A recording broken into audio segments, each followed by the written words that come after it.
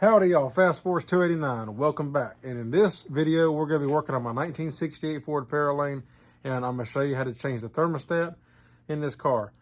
Show you it's the same for 302, 351 Windsor, and also 289 and 260. And yeah, pretty simple, basic, easy, nothing to it, especially if you have the style thermostat housing like I bought, because I bought an aftermarket with the O-ring style. So let's jump into it and let's take a look at what we got. So the first thing you need is a drain pan to drain some coolant. Next, if you look right here, this is your pitcock. To drain the coolant, you want to open that and let the fluid run out. And also, it's a good idea to take your radiator cap off, let air in so it can come out faster. Do that, and we're going to let it drain down. Basically, we're going to just watch it until this gets to where you can see the cores. You don't have to drain all the coolant out. You just want to get down low enough to where the coolant is below this, so when you pull this off, it don't leak.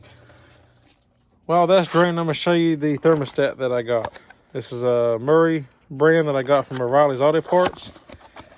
And it's a 195 degree thermostat. You can see right here, this is 195. And the reason for that is what I got in the car now is a 180. I'm putting this in here to give me some better heat. And I'll explain more at the end of the video of why I'm actually changing it. I just show you how it's done right now. This hole I drilled in here, because this one, surprisingly, the one that's in the car now came with a vent hole to let air bleed out faster. This one didn't. I don't know why. So I drilled that little hole. That just lets air escape. When you start filling the antifreeze back up, it'll let air bleed through faster to help bleed the system quicker. That's all.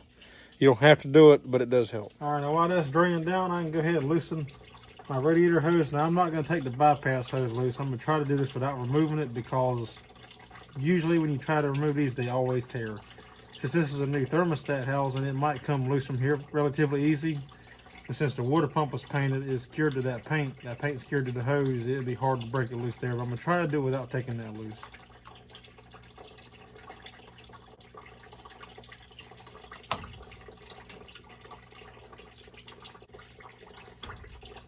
Okay. And I also put a towel down here to catch any residual antifreeze that may fall when we take this loose. Your bolts are 1/2 inch, or at least they're supposed to be. The bottom on a 302, you cannot get a socket straight onto it because the water pump's in the way.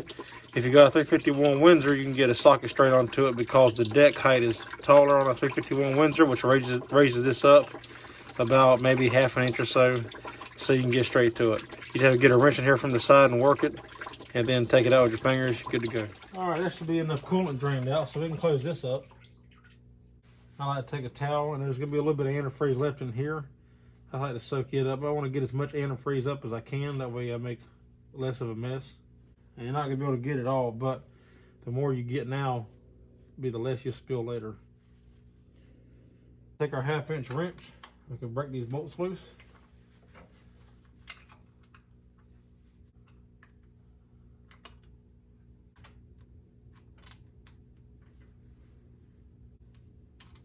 Now we can break this free, and it should come off pretty easy.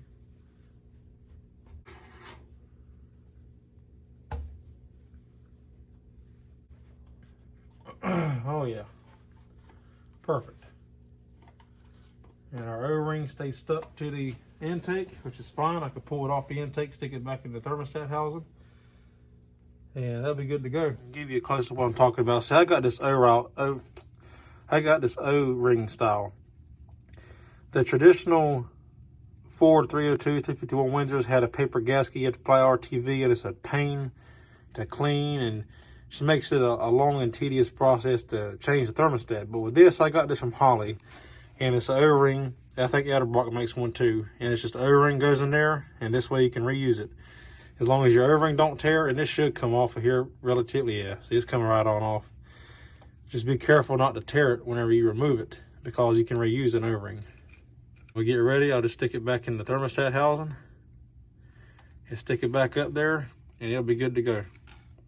Also, if you have this style, make sure you put it right. You see how this has like I guess what you call an indentation, or like a stamping of the ridge in here, and then the other side is flat. Make sure you put it back that way, because if you put it in wrong, it may, when it heats up, reform and seal, but it may tear it too. So just make sure you put it back the way that it came off. Now we can just remove our old thermostat. Pop out just like that.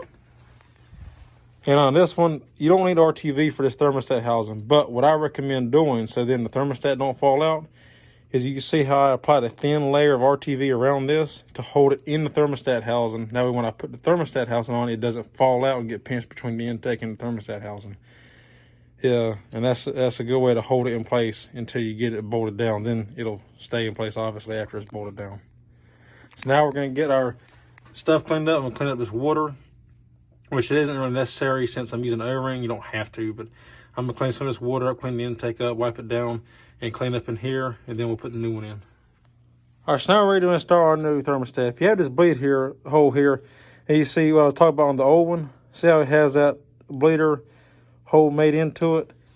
And this is the same brand. This is Murray, so I don't really know why one come without it and one did, but whatever. We have it now.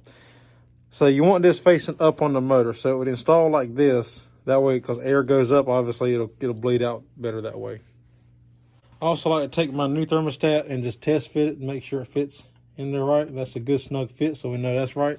When you're drilling this hole, you see I didn't drill it way up here because it wouldn't do any good because it's going to sit in the thermostat housing. You want it down kind of low because you see where this line here is? That's pretty much, I don't know why that line's there. It's probably just from the stamping. But that's pretty much where the thermostat housing is going to sit on it. So, but you want it pretty close to the bottom here. Anyway, what I'm going to do is take a little bit of RTV and just rub around this outside edge here. And then I'm going to stick it on the thermostat and let it sit there for around 5-10 minutes or so. Just give it a little bit of time for this to kind of tack up a little bit to hold it so it don't fall out. And then we can install it back on the intake and bolt it down. So I just take a little bit of RTV on my finger here. It don't take a whole lot, very little. And really that's probably too much. And we're just going to lightly coat the outside edge of this. You don't want to cover up your bleed hole because then it defeats the purpose. But you just want to go around and just put a light coat all the way around it. There we go. Now we're ready to install it in the thermostat housing. We got our RTV applied. Make sure the hole goes up on the thermostat, which in this case would go just like this. And that's something else. Make sure you put this in the right way. This side goes toward the thermostat. This side where the spring goes toward the intake. And we're just going to take it and set it down in here in this groove. Push it in a little bit. That way it kind of smashes that RTV down to help it sit. Hold it for a minute. And then we're going to let go and walk away. And we'll come back in 5-10 minutes or so. And you want the thermostat housing to stick up. I didn't have to take my bypass hose loose. I can flex it enough. If it's easier for you to take it off, take it off. Then you can set the thermostat housing up somewhere. But I just, since my distributor's turned so close, I actually need to adjust this too far over. But it works out in this case. I let it sit there. And then the hose clamp is resting against my dipstick tube. Holds it perfectly in place. We'll let this dry. And then we can come back and install it. All right, so we're giving this time to kind of set up. And this thing is pretty solid. So we're going to get ready to install our O-ring.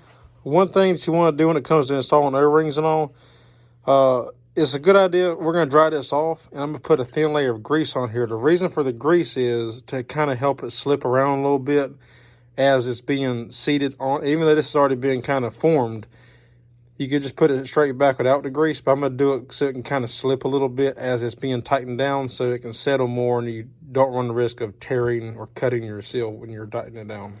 So we're just going to take our seal, our O-ring, and wipe it down with a rag. Be careful with it not to tear it. You can use wheel bearing grease or some kind of lubricant, even WD-40 would probably work. I'm going to use a little bit of this engine assembly grease and just put a light coat on it. All right, there is all you need, just enough on the tip. Can't get the camera to focus, but that's all you need right there, just a light coating like that. And you can go through and just lightly coat this entire seal in a little bit of grease. Just go through it.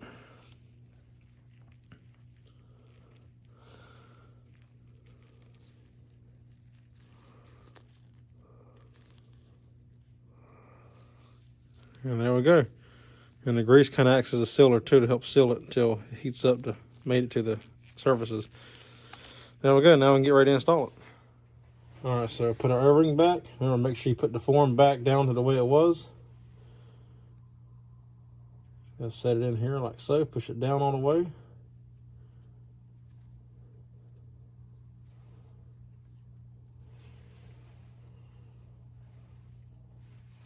And now we can very carefully take and put this back down in there. Being careful not to accidentally knock your thermostat out, because then you have to start all over again.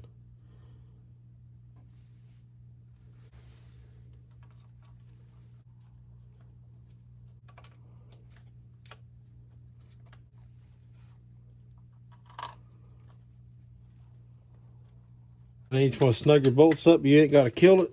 You just want it good and snug. And that's all you need to do. I want to show you this. Now, one thing you can make sure that it didn't fall down when you installed it is you see how it's centered. You can see if it had fell down and got pinched between the thermostat housing and the intake, it would be at an angle. It wouldn't be centered and straight on like that. Plus, you can put your finger down here and feel around it. Make sure you got about the same amount of gap, top and bottom, and you know you're good to go. Now we can reinstall our radiator hose.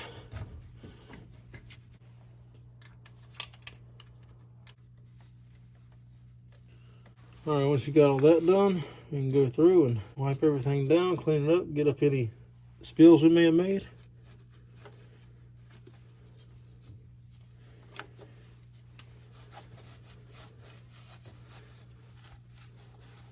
All right, once you got the thermostat back in, your hoses are tightened down, everything's good to go. Make sure you close your petcock down below so you don't leak antifreeze. And then we can start pouring our antifreeze back in.